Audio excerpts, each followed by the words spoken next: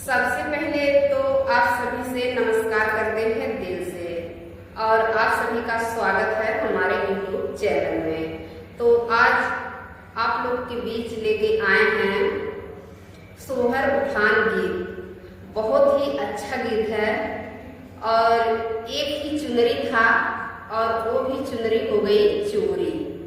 तो उस चुनरी में कौन सा ऐसा कीमती चीज था कि जो चुनरी को भूलना जो है कि मुश्किल हो गया, और कैसे जो है कि मिलेगा और नहीं मिलेगा, क्या होगा, आप लोग को गाना के माध्यम से हम सुनाएंगे।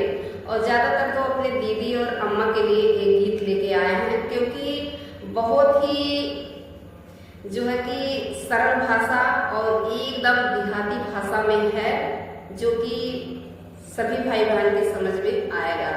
तो चलिए, उस चुनरी में कौन सी ऐसी चीज कीमती है कि जो भूल नहीं पा रहे हैं, तो गाना के माध्यम से पता चलेगा। और फुल वॉच करके देखिएगा आप लोग, और कैसा लगा कमेंट करके जरूर बताइएगा। तो चलिए, आप लोग बने रहिए।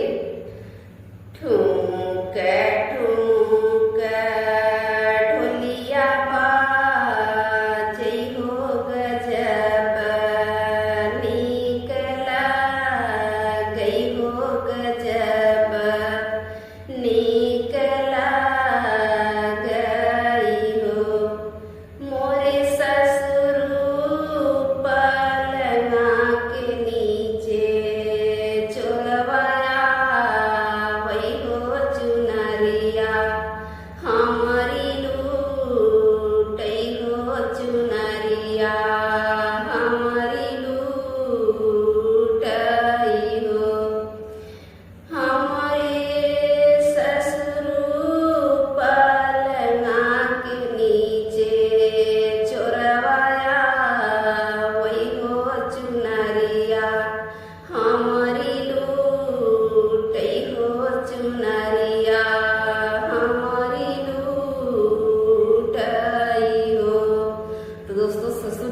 क्या बोल रहे हैं।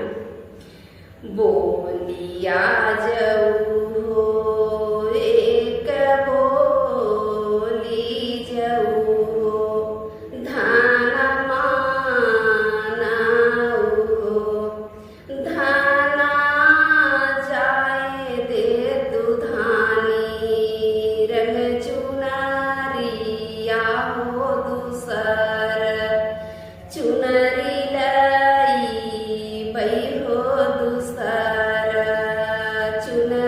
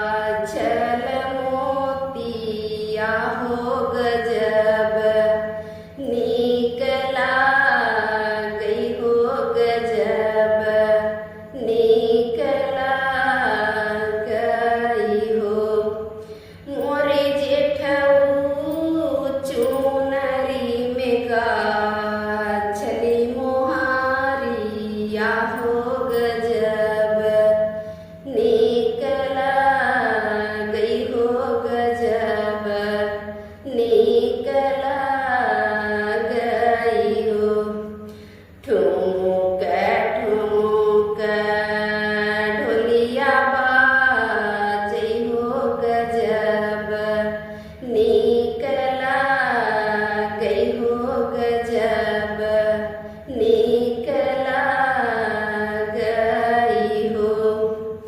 ठुमुक ठुमुक ढोलिया बाजे हो गजब, निकला